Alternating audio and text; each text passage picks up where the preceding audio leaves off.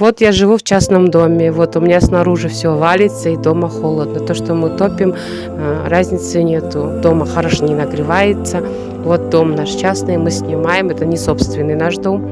Вот все с краю, сбоку, вот все валится.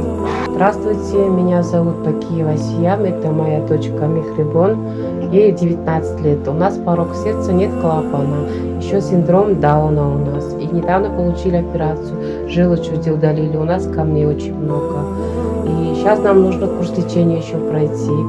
То, что у нас порог, дырка побольше становится, надо сделать курс лечения, чтобы меньше было, становилось. В Корею мы хотели, но у нас нет денег, возможности ехать на лечение. Так что мы сейчас самое главное нуждаемся в курс лечения. Живу я в частном доме с дочкой одна, съемный дом. Тут печка топится, уголь покупаем, живем вот с дочкой вдвоем.